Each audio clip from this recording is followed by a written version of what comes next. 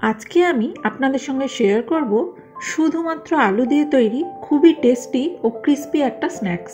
যখনই আপনার কিছু হালকা ও টেস্টি খাবার মন চাইবে তখনই ঝটপট এটা বানিয়ে ফেলতে পারেন। এটা সবাই খুব পছন্দ করবে, বিশেষত বাচ্চাদের তো এটা খুবই পছন্দ হবে। চলুন তাহলে আর দেরি না করে বানিয়ে ফেলি crispy potato bites. Crispy potato bites বানাবার জন্য আমি এখানে 3টে একটু লম্বা আর বড় মাপের আলু নিয়ে নিয়েছি। আপনারাও অবশ্যই চেষ্টা করবেন বড় মাপেরই আলু নেবার, তবেই কিন্তু এর লুকটা ঠিকঠাক আসবে। এবারে 3টে আলুকেই পরিষ্কার করে ছাড়িয়ে নিতে হবে। দেখুন আলু 3টেকে আমি পরিষ্কার করে ছাড়িয়ে রেডি করে রেখেছি। এবার আমার যেটা লাগবে সেটা হলো আইসক্রিম স্টিক।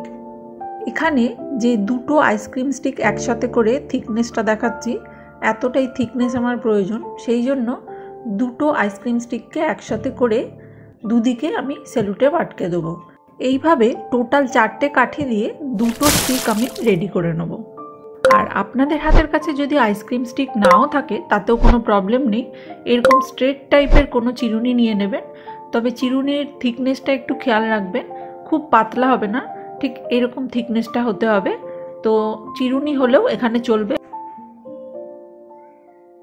এবারে দেখুন আলুর দুটো সাইড আমি একটু একটু করে কেটে নিচ্ছি, যাতে এটা কিছুটা রেক্ট্যাঙ্গেল শেপ আসে। এখন এই আলুটার উপর নিচ দুটো পোর্শন থেকেও কিছু কিছু আলু বাদ দিয়ে এটাকে রেক্ট্যাঙ্গেল শেপে আনতে হবে।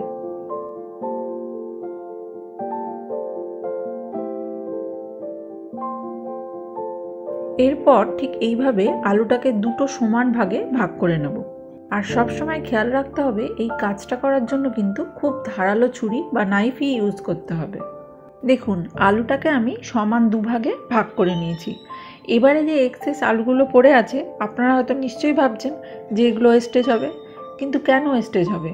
যদি আপনারা বাড়িতে আলু ভাতে খান সেক্ষেত্রে এগুলো সেদ্ধ করে মেখে ফেলতে পারেন, বা কোনো তরকারির মধ্যেও কিন্তু এই আলুটা খুব সহজে ইউজ করে ফেলতে পারেন। এবারে দেখুন আলুর এই টুকরোটার দুদিকে দুটো আইসক্রিম স্টিক আমি বসিয়ে দিলাম। এবার আমি আলুটাকে এইভাবে কেটে নেব, তবে খেয়াল রাখবেন গ্যাপগুলো কিন্তু খুব ছোট ছোট রাখতে হবে। দেখুন আড়াআড়ি পুরোটা কেটে নেবার পরে এবারে কি করব, আলুর পিসটাকে উল্টে নেব। এবারে ঠিক আমি যেরকম কোনাকুনিভাবে কাটছি পুরোটা ওইভাবে কেটে নিতে হবে, আর গ্যাপগুলোকেও সেম খুব বেশি রাখা যাবে না। এখন এই আলুর পিসটাকে লম্বা লম্বি 3টে সমান ভাগে ভাগ করে নেব। দেখুন কত সহজে একটা সুন্দর ডিজাইন তৈরি হলো না? তাহলে বুঝতেই পারছেন যে আলুর সাইজটা যদি একটু লম্বা হয় তবেই কিন্তু এই ডিজাইনটা দেখতে ভালো লাগবে। এবার আমি আলুটাকে কিছুক্ষণ নুন জলে ডুবিয়ে রেখে দেবো। এবারে এই আলুগুলোকে জল থেকে ছেঁকে নিয়ে একটা সুতির কাপড়ের উপর রাখছি, দিয়ে আরও একটা সুতির কাপড় দিয়ে এভাবে একটু চেপে চেপে এর যে এক্সেস জলগুলো সেগুলোকে একটু শোক করে নিচ্ছি। অবশ্যই এই স্ন্যাক্সটা বানাবার জন্য আলুর যে জলগুলো সেগুলোকে শোক করে নিতে হবে, বা আলুটাকে ভালো করে ড্রাই করে নিতে হবে। এখন দেখুন আমি একটা ফ্রেশ প্যাকেট নিয়ে নিয়েছি। তো বাড়িতে যে সমস্ত প্যাকেটের মধ্যে গ্রোসারি আসে, প্যাকেটগুলো অবশ্যই একটু পরিষ্কার হতে হবে, তো সেরকম একটা প্যাকেট ইউজ করলেই চলবে। তো এই প্যাকেটগুলোর মধ্যে আলুগুলো এবার আমি ভরে নেব। আলুগুলো ভরে নেবার পরে আমি এই প্যাকেটের মধ্যে 2 টেবিল স্পুন মতো কর্নফ্লাওয়ার দিয়ে দিলাম। দিয়ে কি করব, এই যে প্যাকেটের বা যে মুখটা সেটা একটু মুঠো করে ধরবো, ধরে খুব সাবধানে এইভাবে একটু ঝাঁকিয়ে ঝাঁকিয়ে কর্নফ্লাওয়ারটা আলুর গায়ে মাখিয়ে নেব। তবে এই কাজটা কিন্তু খুব সাবধানে করতে হবে, নইলে আলুগুলো কিন্তু ভেঙে যেতে পারে। অলরেডি কড়াতে আমি কিছুটা ভেজিটেবল অয়েল গরম করতে দিয়ে দিয়েছিলাম। তো গ্যাসের ফ্লেমটাকে এবারে একটু মিডিয়ামে করে আলুগুলো একটা একটা করে তেলের মধ্যে ছাড়তে থাকবো। গ্যাসের ফ্লেমটা যদি বাড়ানো থাকে তাহলে কি হবে, আলুগুলো উপর থেকে লালচে হয়ে যাবে কিন্তু ভিতর থেকে ঠিকঠাকভাবে কুক হবে না। তাই গ্যাসের ফ্লেমটাকে লো টু মিডিয়ামে রেখেই আলুগুলোকে ফ্রাই করতে হবে। 3-4 মিনিট ফ্রাই করার পরে দেখুন আলুর কালারগুলো জাস্ট একটু চেঞ্জ হয়েছে। এখন আমি আলুগুলো তেল থেকে তুলে নিচ্ছি। আলুগুলো তেল থেকে তুলে নেবার পরে আমি একটা স্ট্রেনারের মধ্যে রেখেছি, যাতে এক্সেস যে তেলগুলো আছে সেগুলো একটু ঝরে যায়। এই ফ্রাইড আলুগুলোকে ক্রিস্পি বানাবার জন্য একটু ঠান্ডা করে নিয়ে আরও একবার ফ্রাই করে নেব।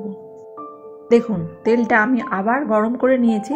এবার এই গরম তেলের মধ্যে এই ফ্রাই করা আলুগুলো, যেগুলো ঠান্ডা হয়ে গেছে, সেগুলো একে একে আবার ছাড়তে থাকবো। এবারে গ্যাসের ফ্লেমটাকে একটু বাড়িয়ে দিয়ে আলুগুলোকে গোল্ডেন ব্রাউন করে ফ্রাই করে নেব। সমস্ত আলুগুলো আমি ফ্রাই করে নিয়েছি। আবারও এগুলোকে তুলে আমি স্ট্রেনারের মধ্যে রেখে দিচ্ছি।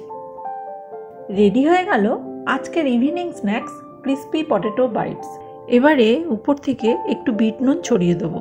আপনারা চাইলে এর সাথে একটু চাট মশলাও দিয়ে দিতে পারেন। কি জমে যাবে না? আপনার আজকের সন্ধ্যাকে জমিয়ে দিতে বানিয়ে ফেলুন ক্রিস্পি পটেটো বাইটস। এইরকমই কোনো ইন্টারেস্টিং রেসিপি নিয়ে আবার দেখা হচ্ছে নেক্সট ভিডিওতে। সবাই সুস্থ থাকবেন, ভালো থাকবেন। টাটা।